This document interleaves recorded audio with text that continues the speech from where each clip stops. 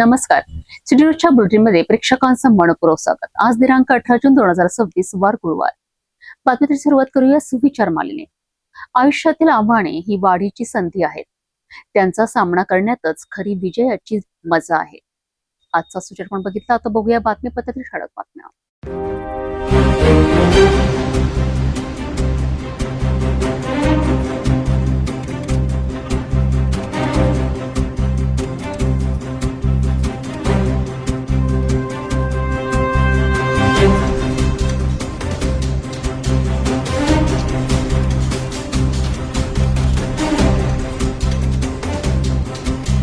आपण ठळक बातम्या बघितला. आता घेऊया छोटासा ब्रेक. शादी और ब्याह की शुरुआत आराधना साड़ी के साथ.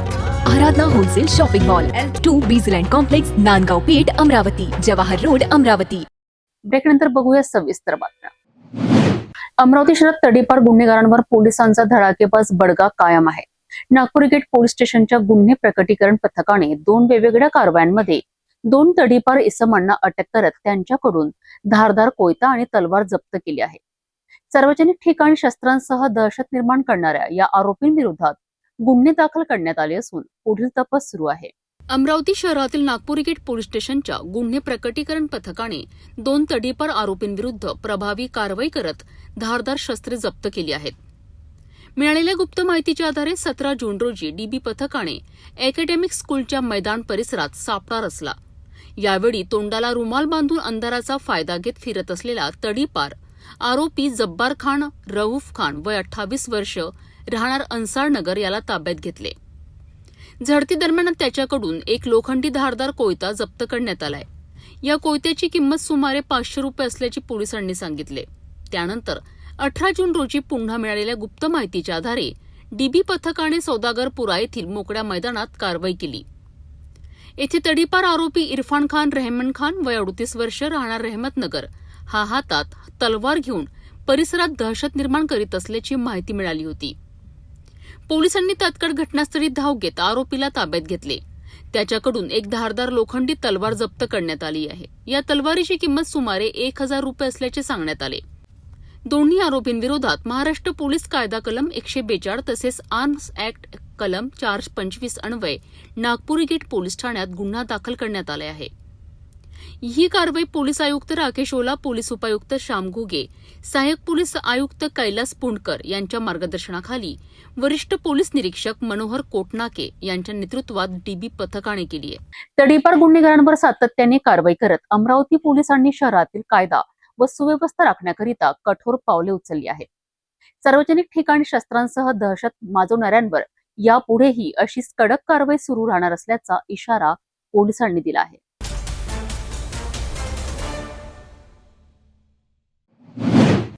अमरावती स्थानिक प्राधिकरण मतदारसंघाच्या विधान परिषद निवडणुकीत मतदारांनी उत्साहाने सहभाग नोंदवत लोकशाहीवरील विश्वास पुन्हा एकदा अधोरेखित केला आहे. जिल्ह्यातील 7 मतदान केंद्रांवर झालेल्या मतदानात तब्बल 94.68% मतदानाची नोंद झाली आहे. विशेष म्हणजे 4 केंद्रांवर 100% मतदान झाले असून अनेक ठिकाणी महिला मतदारांचाही उत्स्फूर्त सहभाग पाहायला मिळाला. अमरावती स्थानिक स्वराज्य संस्था मतदारसंघाच्या विधान परिषद निवडणुकीकरिता गुरुवारी मतदान प्रक्रिया पार पडली. जिल्ह्यातील एकूण 451 मतदारांपैकी 427 मतदारांनी मतदानाचा हक्क बजावत 94.68% मतदानाची नोंद केली आहे. जिल्ह्यातील 7 मतदान केंद्रांपैकी धारणी, अचलपूर, मोर्शी आणि चांदूर रेल्वे या 4 मतदान केंद्रांवर 100% मतदान झालेत, तर तिवसा भातकुली केंद्रांवर सर्वात कमी 68.42% मतदानाची नोंद झाली आहे. सकाळी 10 वाजेपर्यंत मतदानाची टक्केवारी 6.87% होती. दुपारी 12 वाजेपर्यंत ती 45.1% पोहोचली. दुपारी 2 वाजता 87.80% मतदान पूर्ण झालेत, तर सायंकाळी अंतिम आकडा 94.68% पोहोचला. या निवडणुकीत काँग्रेस पक्षाने आपल्या नगरसेवकांना मतदानापासून दूर राहण्याचे निर्देश दिले होते. मात्र अमरावती महानगरपालिकेतील काँग्रेसचे 6 नगरसेवक आणि वंचित बहुजन आघाडीचा काँग्रेस समर्थक 1 नगरसेवक अशा 7 जणांनी मतदान केल्याची माहिती समोर आली आहे. धीरज येवसे, विक्की वानखेडे, लुबना तन्वीर, जयश्री जठाळे, प्रशांत महल्ले, अफसर शाह आणि भल्ला यांनी मतदान केल्याने राजकीय वर्तुळात बंडखोरीच्या चर्चांना उधाण आले आहे. दरम्यान जिल्ह्यातील 24 मतदारांनी मतदान प्रक्रियेत सहभाग घेतला नाही. दर्यापूर येथे 1, तिवसा येथे 12 आणि अमरावती मतदान केंद्रांवर 11 नगरसेवक अनुपस्थित राहिलेत. राष्ट्रवादी काँग्रेसचे नगरसेवक शेख जफर शेख जब्बार हे गंभीर आजाराने त्रस्त असतानाही मतदानासाठी केंद्रांवर पोहोचले. त्यांच्या मतदानानंतर आमदार संजय खोडके, आमदार सुलभा खोडके आणि यश खोडके यांनी मतदान केंद्र सोडलेत. तर काँग्रेसचे नगरसेवक विक्की वानखेडे आणि प्रशांत महल्ले यांनी प्रसार माध्यमे आणि राजकीय कार्यकर्त्यांचे लक्ष टाळत मतदान करून तत्काळ मतदान केंद्रातून बाहेर पडल्याची चर्चा देखील रंगली आहे. तसं पाहिलं तर या निवडणुकीत आजचं जे चित्र आहे तर मतदानाची आवश्यकताही नाही आहे खरं पाहता तर, कारण चित्र स्पष्ट झालेलं आहे. आणि प्रशासनाच्या वतीने आता तुम्ही प्रश्न विचारला तर एक खूप मोठी विसंगती पाहायला मिळाली आहे की यांनी ज्या ओळखपत्राला ऑफिशियल केलेलं आहे ते महापालिकेने अलॉट केलेलं एक साधं ओळखपत्र आहे. याच्यामध्ये शिक्का नाही, नंबर नाही, काही नाही. हे कोणीही ओळखपत्र प्रिंट करू शकते. त्याच्या व्यतिरिक्त आधार कार्ड जे आहे ज्याला युनिव्हर्सल नंबर दिलेला आहे त्याच्यावर बाकी स्कॅनिंग वगैरे करण्यासाठी, बाकी सगळ्या ओळख पटवण्यासाठी त्याच्यामध्ये खूप मोठी खात्रीलायक विषय आहे, त्याला अलाउ केला नाही आहे. या टपरट कार्डाला अलाउ केला आहे. हे थोडी मोठी विसंगती लक्षात आली आहे. कृपया तुम्ही याला अधोरेखित करावं. मतदानाच्या काही वेळ आधी काँग्रेसने एक व्हीप काढला की मतदान करून काँग्रेसचं नका. तुम्हाला काय वाटतं? तुम्हाला खरंच वाटते का असं होणार आहे म्हणून? यांना आज निवडणुकीचा निकाल स्पष्ट असल्यामुळे कदाचित हा विषय असू शकतो. पण शेवटी तेही आमचे मित्रच आहे सगळे, कोणाबद्दल काय बोला. खरं तर याची त्यांच्या पक्षाची धोरण आहे, त्याच्याबद्दल काय विशेष टिप्पणी आपण करू शकत नाही. काँग्रेसचे 4 नगरसेवकांनी मतदान केलं. असं असताना 4 लोकांनी त्यांना त्यांच्या पक्षश्रेष्ठींना विचारायला पाहिजे ही निवडणूक कशा पद्धतीची आहे. एक ओपन सिक्रेट आहे, त्याच्यामुळं ना बोललेलं बरं. या ठिकाणी आम्ही वरुड, चंदुरजना घाट आणि मोर्शी नगर परिषदेचे सर्व नगरसेवक, भारतीय जनता पक्ष व सहयोगी सदस्य जे आमचे जवळपास 51 ची संख्या आहे, ते सर्व नगरसेवक या ठिकाणी एकत्र आलेलो आहोत. आणि आमचे भारतीय जनता पक्षाचे जे अधिकृत उमेदवार आहे त्यांच्यासाठी आम्ही या ठिकाणी एकत्र आलो. मी विश्वासानं सांगतो की भारतीय जनता पक्षाचे उमेदवार बहुमतानं एकतर्फी एकहाती विजय संपादन करतील असा या ठिकाणी विश्वास व्यक्त करतो. आता लोकशाहीमध्ये असा आदेश देण्याची कुठं परंपरा नाही, त्यामुळं त्यांनी जो आदेश दिलेला असेल तो चुकीचा आहे. काँग्रेसचे सुद्धा नगरसेवक हे भारतीय जनता पक्षाचे उमेदवार पोटे साहेब यांना मतदान करतील असा मला विश्वास आहे. एवढंच की या विधान परिषदेच्या निवडणुकीत दरवर्षी दर 6 वर्षांच्या नंतर विधान परिषदची निवडणूक होत असते. हे विधान परिषदचं उमेदवार म्हणून आमचं प्रतिनिधित्व करते. त्याकरिता आम्ही आमचा हक्क आम्ही बजावलेला आहे, आम्ही मतदान केलेलं आहे. बस उमेदवारापासून जो कोणी उमेदवार निवडून येईल आम्ही एवढीच अपेक्षा करतो की आमच्या नगरपालिके क्षेत्रात, मोर्शी शहरात भरघोस मतांनी आम्हाला मदत करा, बस एवढंच सांगू. मान्य उपमुख्यमंत्री एकनाथजी शिंदे साहेब यांचं नेतृत्व हे अतिशय चांगलं आणि पूर्ण महाराष्ट्रातल्या जनतेना याचा चांगला अनुभव आहे. त्यामुळं हे जे आमचे खासदार आता आमच्या सोबत येणार आहे ते खरंच एकनाथजी शिंदे साहेबांच्या नेतृत्वावर विश्वास ठेवून ते आमच्या शामिल होणार आहे, एवढं सांगतो. अमरावती विधान परिषद का चुनाव के लिए मतदान आज 18 जून 2026 को होने जा रहा है. इस चुनाव में कुल 453 मतदाता वोट डालने के पात्र हैं, लेकिन दरियापुर नगर परिषद और धारनी नगर पंचायत के एक मतदाता के निधन के कारण ये संख्या अब 2 से कम होकर 451 रह गई है. ये चुनाव बेहद नाटकीय राजनीतिक और घटनाक्रम और बड़े उलटफेरों के कारण सुर्खियों में बना हुआ है. आपको बता दें, इस चुनाव से जुड़ी जो मुख्य बातें हैं और वर्तमान स्थिति के बारे में अगर से हम बात करें तो यहाँ पार्टी भाजपा पार्टी से मैदान में है. भारतीय जनता पार्टी ने पूर्व राज्य मंत्री प्रवीण पोटे पाटिल को लगातार तीसरी बार इस सीट से मैदान में उतारा है. महायुति के मजबूत संख्या बल और विपक्षी खेमे में मची हलचल के कारण उनकी स्थिति बेहद मजबूत मानी जा रही है. वही बात करें कांग्रेस की तो हर्षजीत देशमुख महाविकास आघाड़ी के ओर से कांग्रेस ने इन्हें उम्मीदवार बनाया था, लेकिन हर्षजीत देशमुख ने नामांकन प्रक्रिया के तुरंत बाद एक तरह से मैदान ही छोड़ दिया। कांग्रेस उम्मीदवार का नॉट रीचेबल होना और बीमारी को लेकर ऐन चुनाव के समय अस्पताल में भर्ती होना, चुनाव प्रचार के बीच अचानक दिनों के लिए पार्टी के जो नेतृत्व के संपर्क में रहना चाहिए था वो संपर्क से बाहर रहे। किडनी स्टोन की शिकायत के कारण नागपुर के एक निजी अस्पताल में भी भर्ती हो जाने के कारण कांग्रेस के भीतर ही अब आरोप लग रहे हैं कि उनके उम्मीदवार जो उनके प्रतिद्वंदी है पार्टी द्वारा मैनेज हो चुके हैं और उन्होंने चुनावी दौर से व्यवहारिक रूप से दूरी बना ली है। ऐसे भी आरोप प्रत्यारोप लग रहे हैं। कांग्रेस के कई स्थानीय नेता और मतदाता पार्टी के इस फैसले से नाराज है और वो अंतरात्मा की आवाज पर मतदान करने वाले हैं या वंचित के उम्मीदवार नीलेश विश्वकर्मा को समर्थन देंगे, ये देखने जैसी बात होगी। अब शंका जताई जा रही है कि क्रॉस वोटिंग भी हो सकता है। अगर हम बात करें तीसरे उम्मीदवार की, डॉक्टर नीलेश विश्वकर्मा वंचित बहुजन आघाड़ी और वंचित बहुजन आघाड़ी के आधिकारिक उम्मीदवार के तौर पर वो मैदान में डटे हुए हैं। अमरावती विधान परिषद की इस चुनावी जंग में जहां कुल 453 वोट है, जिसकी संख्या 2 मतदाता के निधन के बाद घटकर 451 हो गई है, वहीं भाजपा और महायुति के नेताओं ने 450 वोट हासिल करने का प्रचंड दावा किया है। कांग्रेस और महाविकास आघाड़ी के लिए अब ये साख बचाने की लड़ाई बन चुकी है, क्योंकि उनके अपने ही जनप्रतिनिधियों और वोट बैंक के बिखरने की गंभीर आशंका जताई जा रही है। हालांकि इस चुनाव में शिवसेना शिंदे गुट के पूर्व विधायक विप्लव बाजोरिया ने आखिरी समय में निर्दलीय के रूप में पर्चा दाखिल किया था, लेकिन कांग्रेस की लिखित शिकायत पर उनके हलफनामे में कमियां पाए जाने के बाद जिलाधिकारी ने उनका नामांकन खारिज कर दिया, जिससे महायुति के भीतर आंतरिक तनाव समाप्त हो गया और प्रवीण पोटे की राह आसान हो गई। 22 जून को वोट की गिनती और नतीजों के बाद ही इस सीट का अंतिम फैसला स्पष्ट होगा।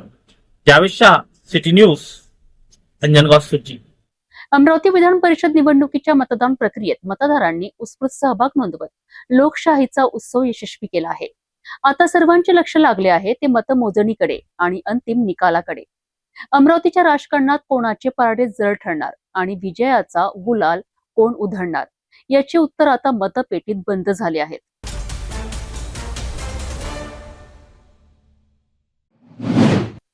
अचलपूर नगरपालिकेच्या मतदारांनी आज लोकशाहीच्या उत्सवात उत्साहाने सहभाग नोंदवत आपला मतदानाचा हक्क बजावलाय।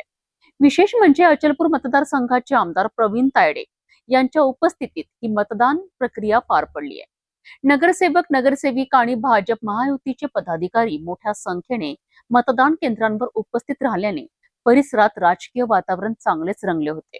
अचलपूर नगरपालिकेच्या मतदारांनी आज मोठ्या उत्साहात मतदान प्रक्रियेत सहभाग घेतला। मतदान केंद्रांवर सकाळपासूनच मतदारांची उपस्थिती पाहायला मिळाली।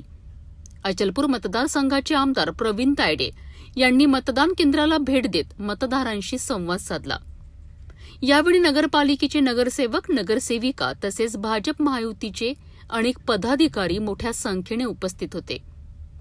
मतदान केंद्र परिसरात शिस्तबद्ध वातावरण असून लोकशाही प्रक्रियेबद्दल मतदारांमध्ये उत्साह दिसून आला। महायुतीच्या पदाधिकाऱ्यांनी आणि कार्यकर्त्यांनी मतदान प्रक्रिया सुरळीत पार पडत असल्याचे सांगत विजयाचा विश्वास व्यक्त केला। मतदानाच्या निमित्ताने महायुतीची एकजूट आणि संघटनात्मक ताकदही या ठिकाणी पाहायला मिळाली। एकूणच अचलपूरमध्ये मतदान प्रक्रियेला उत्स्फूर्त प्रतिसाद मिळत असून निवडणुकीच्या निकालाकडे सर्वांचे लक्ष लागले आहे। अचलपूरमध्ये मतदान प्रक्रियेदरम्यान उत्साह, शिस्त आणि राजकीय एकजूट यांचे चित्र पाहायला मिळाले। आता या मतदानाचा कौल कोणाच्या बाजूने जाणार याकडे सर्वांचे लक्ष लागले आहे।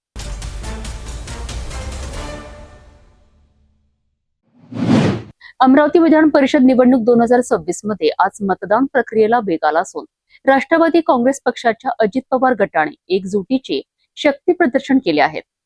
अमरावती तहसील कार्यालयातील मतदान केंद्रांवर राष्ट्रवादीच्या सर्व नगरसेवकांनी एकत्रितपणे मतदानाचा हक्क बजावत पक्ष संघटनेची ताकद दाखवून दिली आहे। विशेष म्हणजे आमदार संजय खोडके आणि आमदार सुलभा खोडके यांनीही मतदान केंद्रांवर उपस्थित राहून कार्यकर्त्यांचा उत्साह वाढविला। अमरावती विधान परिषद निवडणूक 2026च्या पार्श्वभूमीवर अमरावती तहसील कार्यालयातील मतदान केंद्रांवर राष्ट्रवादी काँग्रेस पक्षाच्या अजित पवार गटाच्या नगरसेवकांची मोठी उपस्थिती पाहायला मिळाली. पक्षाच्या सर्व नगरसेवकांनी एकत्रितपणे मतदानाचा हक्क बजावत आगामी निवडणुकीत पक्षाची एकजूट अधोरेखित केली.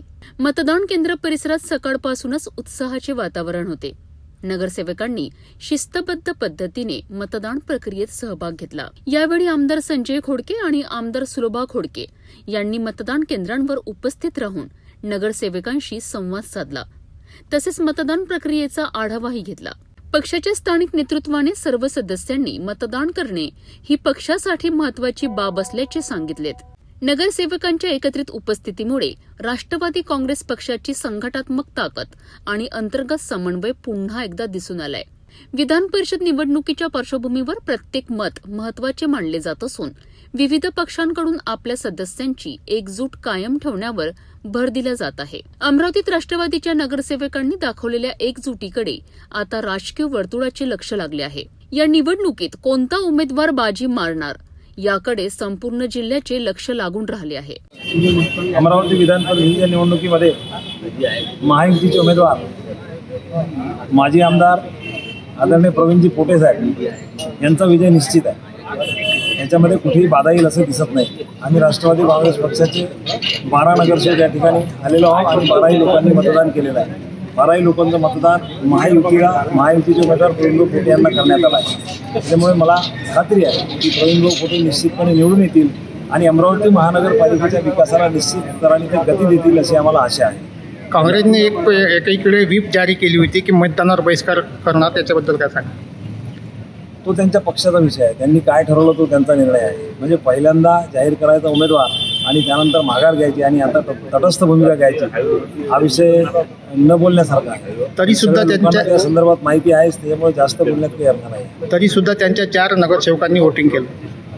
नाही, कदाचित सर्व नगरसेवक मतदान करतील, काही हरकत नाही. मतदान करायला सगळ्या नगरसेवक. काँग्रेसने भूमिका घेतली तटस्थ राहण्याची, परंतु नगरसेवकाचा शेवटी विषय आहे ना तो. त्यांना मतदान करायचं असेल तरी नक्की मतदान करतील आणि मतदानासाठी मला असं वाटतं की सर्वच नगरसेवक येतील. राष्ट्रवादीच्या सगळ्या नगरसेवकांना मतदान झालेलं आहे. सगळ्या नगरसेवक, एक आमचे नगरसेवक इथे आहे, 2 मिनिटात 5 मिनिटात पोहोचतील. पूर्ण 12ही नगरसेवकांचं मतदान आमचं झालेलं आहे. अमरावती विधान परिषद निवडणुकीत राष्ट्रवादी काँग्रेसच्या अजित पवार गटाने नगरसेवकांची एकजूट दाखवत महत्वाचे शक्ती प्रदर्शन केले.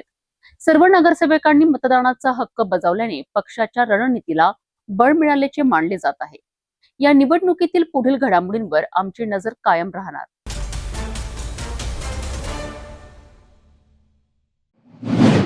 अमरावती विधान परिषद निवडणूक 2026 मध्ये युवा स्वाभिमान पक्षाने एकजुटीचे जोरदार शक्ती प्रदर्शन केले. पक्षाच्या सर्व नगरसेवक आणि नगरसेविकांनी मतदानाचा हक्क बजावत संघटनात्मक ताकद दाखवून दिली आहे.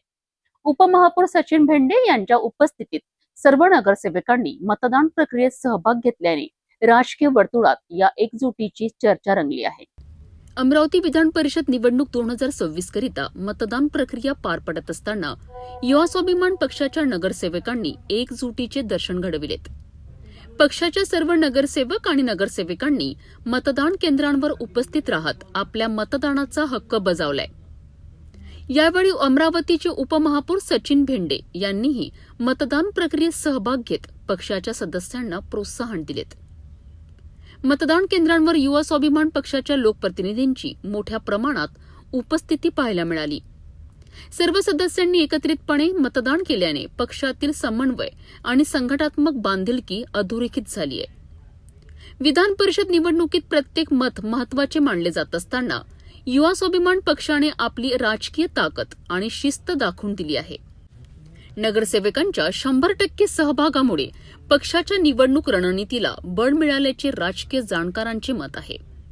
अमरावतीच्या राजकीय घडामोडीमध्ये युवा स्वाभिमान पक्षाच्या या एकजुटीकडे विशेष लक्ष वेधले गेले आहे.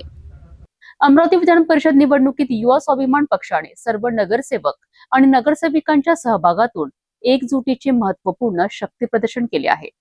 उपमहापौर सचिन भेंडे यांच्यासह सर्व सदस्यांनी मतदानाचा हक्क बजावत पक्षाची संघटनात्मक ताकद अधोरेखित केली आहे. आगामी राजकीय समीकरणांवर या एकजुटीचा काय परिणाम होतो हे पाहणे महत्वाचे ठरणार आहे.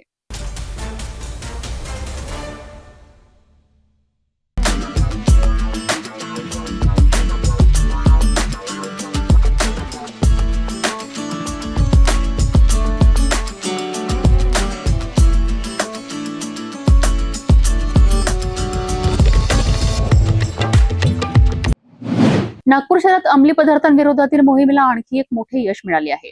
कपिलनगर पोलिसांनी गुप्त माहितीच्या आधारे सापळा रचून एका तरुणाला अटक केली असून त्याच्याकडून तब्बल 121 ग्रॅमपेक्षा अधिक MD ड्रग्ज जप्त करण्यात आले आहेत. या कारवाईत 6.5 लाख रुपयांहून अधिक किमतीचा मुद्देमाल जप्त करण्यात आला असून आरोपी विरोधात NDPS कायद्यान्वये गुन्हा दाखल करण्यात आलाय. नागपूर शहरातील कपिलनगर पोलीस ठाण्याच्या हद्दीत अंमली पदार्थ तस्करी विरोधात मोठी कारवाई करण्यात आली आहे. कपिलनगर पोलीस ठाण्याचे तपास पथक नियमित पेट्रोलिंग करीत असताना गुप्त बातमीदारामार्फत खात्रीशीर माहिती मिळाली की कबीरनगर चौक परिसरात एक व्यक्ती MD अंमली पदार्थ विक्रीसाठी घेऊन फिरत आहेत. माहितीच्या आधारे पोलिसांनी तात्काळ घटनास्थळी सापळा रचला. पंचासमक्ष संशयिताची झडती घेतली असता त्याच्या ताब्यातून 121 ग्रॅम 63 मिलीग्रॅम MD सदृश्य अंमली पदार्थ आढळून आला. या अंमली पदार्थांची अंदाजे किंमत 6,08,150 रुपये इतकी असल्याचे पोलिसांनी सांगितले. अटक करण्यात आलेल्या आरोपीचे नाव तुळशीराम रामनाथ ठाकूर, वय 25 वर्ष, राहणार नागपूर आहे. या कारवाई दरम्यान आरोपीकडनं MD पावडरसोबत Splendor motorcycle, Redmi Note 13 5G mobile, रोख रक्कम, इलेक्ट्रॉनिक वजन काटा आणि झीप लॉक पिशव्यांचे बंडल असा एकूण 6,77,450 रुपयांचा मुद्देमाल जप्त करण्यात आलाय. प्राथमिक चौकशीत आरोपीने हा अंमली पदार्थ गौरव नंदागौडी याच्याकडून विक्रीसाठी घेतल्याची माहिती पोलिसांना दिली आहे. या अनुषंगाने पोलिसांनी पुढील तपास सुरू केला आहे. आरोपी विरोधात गुन्हा क्रमांक 450 अंतर्गत NDPS ऍक्ट कलम 8 क 22 क आणि 29 अनुसार गुन्हा दाखल करण्यात आला असून पुढील तपास सुरू आहे. जय हिंद. माननीय पोलीस आयुक्त doctor Ravindra Kumar single sir यांच्या संकल्पनेतून आणि यांच्या आदेशान्वये संपूर्ण नागपूर शहरमध्ये पोलीस प्रशासनाच्या वतीने ऑपरेशन थंडर 2.0 हे राबविण्यात येत आहे. या ऑपरेशन थंडर दरम्यान आम्ही पोलीस प्रशासन जे अंमली पदार्थ तस्करी करणारे, जे विक्री करणारे आहेत, जे पोझिशन करणारे आहेत किंवा जे घेणारे आहेत किंवा वाहतूक करणारे, या सर्वांवर आम्ही कठोर कारवाई करीत आहोत. याद्वारे काल रात्री एक संशयित इसम जो आमच्या DB टीमला तो भेटला, त्याला चौकशी केली आणि त्याची संपूर्ण माहिती घेतली असता त्याच्या ताब्यातून आम्हाला 121.63 ग्रॅम MD सदृश्य पदार्थ मिळून आला. सोबत त्याची स्प्लेंडर गाडी, त्यासोबत एक इलेक्ट्रिक काटा पण मिळून आलेला आहे. त्यामुळे ते पूर्ण एकंदरीत जी रक्कम आहे मुद्देमाल हे 6,77,450 रुपयाचं झालेलं आहे. या सदर आरोपीचे नाव आहे तुळशीराम रामनाथ ठाकूर, राहणार समतानगर, पोलीस स्टेशन दरीपटका. आणि त्याला आम्ही सविस्तर चौकशी केली असता त्यांनी यामधील जे आम्हाला पाहिजे आरोपी आहे त्याचं नाव सांगितलं आहे गौरव नंदागवळी. हा पण सदर ठिकाणचाच रहिवासी आहे. त्यामुळे आता आम्ही सुरुवातीला आता एक आरोपी अटक करून आज मान्य कोर्टासमोर पेश करणार आहोत. PCR दरम्यान हा MD सदृश्य पदार्थ याने कुठून आणला आणि याची काय विल्हेवाट लावणार होता किंवा कोणाला विक्री करणार होता, या संपूर्ण तपास आम्ही करणार आहोत. सदरची जी ही सुरुवातीला प्राथमिक तपास सुरू आहे. एकंदरीत आज मान्य कोर्टासमोर पेश करून आम्ही पुढील तपास करीत आहोत. बरोबर आहे. ही जी आरोपी आहे, हा जो आरोपी आहे यामधून जो आम्हाला एक पाहिजे तो तर आहेतच, शिवाय या व्यतिरिक्त आम्हाला दुसरे आरोपी पण अपेक्षित आहे आणि यापेक्षा जास्त मुद्देमाल पण मिळू शकतो. सदरची कारवाई ही मान्य doctor Ravindra Kumar single sir सोबत मान्य जॉईंट CP रेड्डी सर, मान्य आमचे रिजन मॅडम, मान्य DCP पखाले सर, मान्य ACP बंडेवार सर आणि या सर्वांच्या मार्गदर्शनामध्ये पोलीस स्टेशन कपिलनगरची जी DB टीम आहे, त्यांचे हेड आहेत PSI नाल्टे, अशी पूर्ण DB टीमने ही कारवाई केली. नागपूर शहरात वाढत्या अंमली पदार्थांच्या अवैध व्यापारांवर अंकुश ठेवण्याकरिता पोलिसांकडून सातत्याने कारवाया सुरू आहेत. कपिलनगर पोलिसांच्या या कारवाईमुळे ड्रग्ज तस्करीच्या साखळीतील आणखी काही धागेदोरे समोर येण्याची शक्यता असून तपास अधिक गतीने सुरू आहे.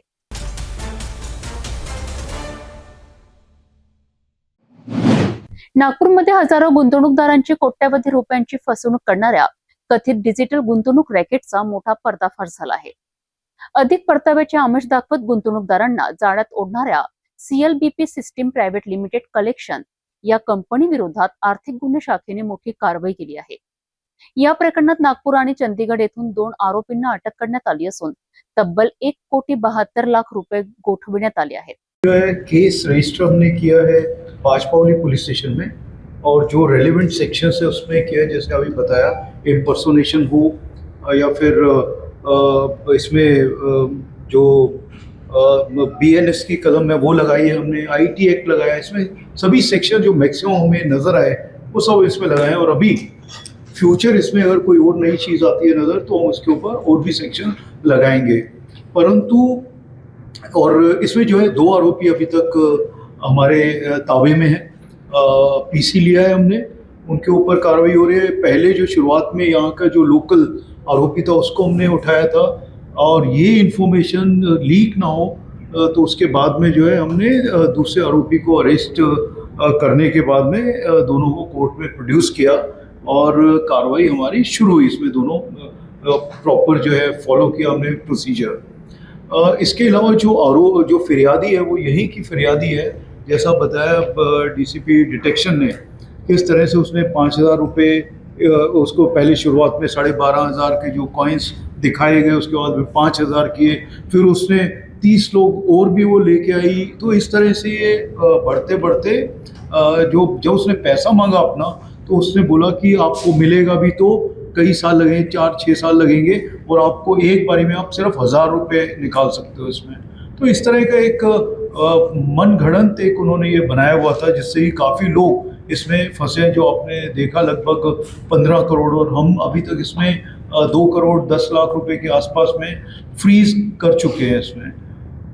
ये एक बड़ा ये जो धोखा हो सकता था लोगों का, और ये पैन इंडिया है, सिर्फ यहाँ का नहीं है, पूरे इंडिया में इन्होंने ये फैले हुए थे। और एक अच्छा केस हम लोगों का इसमें डिटेक्ट हुआ है, और इनफैक्ट साइबर पुलिस स्टेशन में ही जो कंप्लेनेंट थी वो वहाँ पे आई, उस टाइम DCP डिटेक्शन और इनकी टीम वहाँ पे थी। उसके बाद में सिंसियरली इस पे काम किया गया और इसमें हम आगे का काम कर रहे हैं।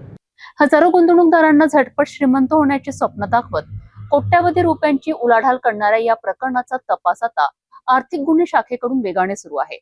दरम्यान वेळेत कारवाई झाल्यामुळे हजारो गुंतवणूकदारांची संभाव्य फसवणूक टाळल्याचा दावा पोलिसांनी केला आहे। या प्रकरणातील आर्थिक व्यवहार, बँक खाती आणि कंपनीच्या नेटवर्कचा अधिक तपास सुरू आहे।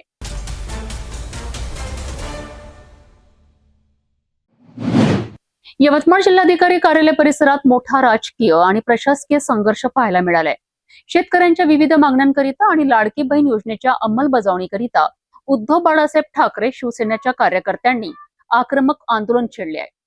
घोषणाबाजी करत जिल्हाधिकारी कार्यालयाचे बंद गेट उघडून कार्यकर्त्यांनी थेट कार्यालयात प्रवेश केल्याने एकच खळबळ उडाली आहे। यवतमाळमध्ये उद्धव बाळासाहेब ठाकरे शिवसेनेच्या वतीने शेतकरी आणि महिला हिताच्या विविध मागण्यांकरिता भव्य मोर्चाचे आयोजन करण्यात आले होते। आमदार संजय दरेकर यांच्या नेतृत्वाखाली निघालेल्या या मोर्चामध्ये मोठ्या संख्येने शिवसैनिक आणि कार्यकर्ते सहभागी झाले होते। धोंडी धोंडी पाणी दे रे अशा घोषणा देत काही कार्यकर्त्यांनी अर्धनग्न आंदोलन करत प्रशासनाचे लक्ष वेधण्याचा प्रयत्न केला। शेतकऱ्यांना सरसकट कर्जमाफी मिळावी, पीक विम्याचा लाभ तातडीने मिळावा, तसेच लाडकी बहीण योजनेची सरसकट अंमलबजावणी करण्यात यावी, या प्रमुख मागण्या आंदोलनकर्त्यांनी केल्यात। मोर्चा जिल्हाधिकारी कार्यालयाजवळ पोहोचताच पोलिसांनी कार्यकर्त्यांना रोखण्याचा प्रयत्न केला, मात्र यामुळे वातावरण अधिकच तापले आणि पोलिसांनी आंदोलनकर्त्यांमध्ये झटापट झाली। संतप्त झालेल्या कार्यकर्त्यांनी जिल्हाधिकारी कार्यालयाचे बंद गेट उघडून थेट कार्यालय परिसरात प्रवेश केला। यावेळी परिसरात काही काळ तणावपूर्ण वातावरण निर्माण झाले होते।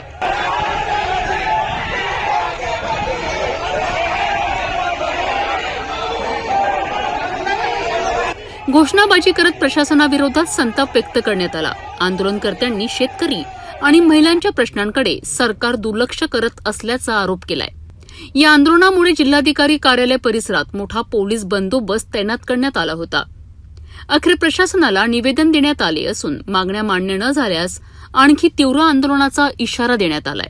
नाही, आज आमचं ठरलंच होतं की आज यवतमाळ जिल्ह्यात ज्या पद्धतीनं संजय देशमुखांचा निषेध करायचा होता, त्याच पद्धतीनं आपल्याला शेतकऱ्यांसाठी त्यांची कर्जमाफी असो, शेतकऱ्यांचा पीक विमा असो आणि लाडक्या बहिणीला जे सरसकट पैसे देत होते त्या संदर्भात आम्ही आज विषय ठेवला होता आणि त्याचं निवेदन आम्ही अर्धनग्न धुंडी मोर्चा काढून जिल्हाधिकाऱ्यांना या ठिकाणी आम्ही देण्यात आला आहे। त्यांचा सकारात्मक त्यांचा प्रतिसाद आहे. त्यांनी सांगितलं की आम्ही शासनाला या तुमच्या ज्या मागण्या आहेत त्या मागण्या, शेतकऱ्यांच्या मागण्या आहेत त्या आम्ही जरूर पोहोचवू. शेतकरी कर्जमाफी, पीक विमा आणि लाडकी बहीण योजनेच्या अंमलबजावणीकरिता यवतमाळमध्ये शिवसैनिकांनी आक्रमक भूमिका घेतल्याची आज पाहायला मिळाले. जिल्हाधिकारी कार्यालयात झालेल्या या गोंधळानंतर प्रशासन या मागण्यांवर काय निर्णय घेणार याकडे आता सर्वांचे लक्ष लागले आहे.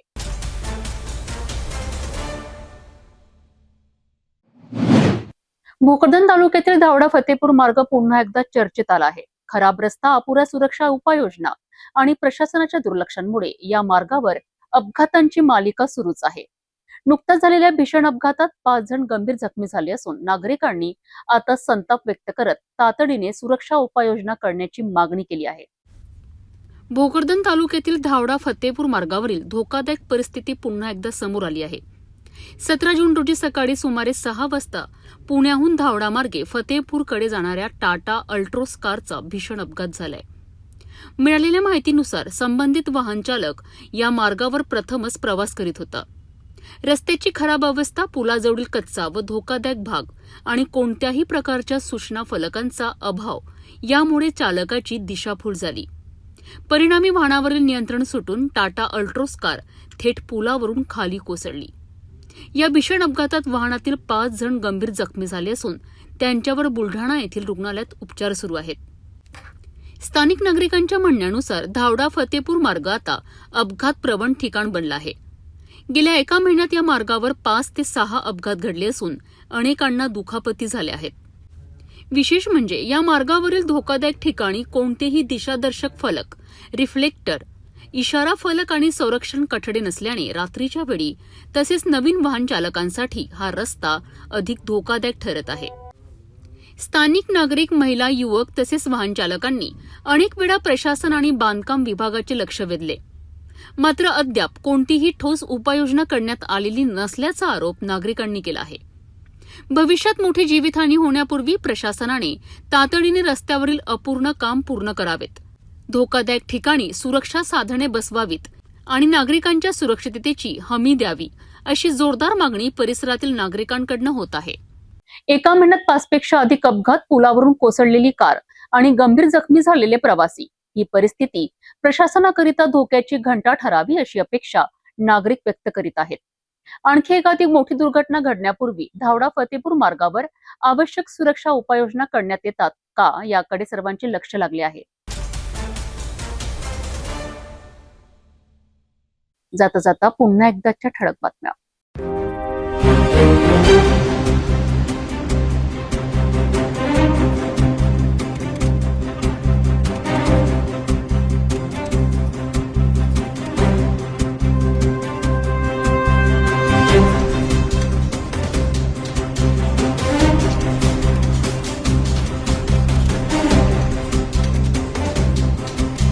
आता सिटी न्यूज चॅनल आपल्या टीव्हीवरही बघू शकता.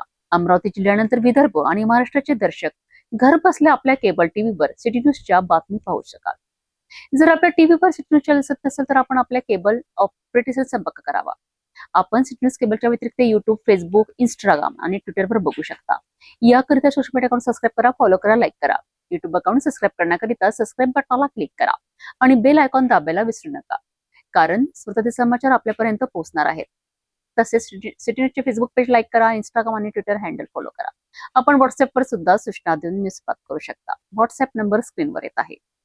हे बातमीपत्र यावरच थांबूया. पुन्हा भेटूया नवीन घडामोडीसोबत. आपण बघत राहा फक्त सिटी न्यूज. हर खबर पर पैनी नजर, हर मुद्दे पर सटीक वार, यही है सिटी न्यूज की पहचान. जहाँ सच्चाई की आवाज दबाई जाती है, वहाँ सिटी न्यूज उठाता है सवाल.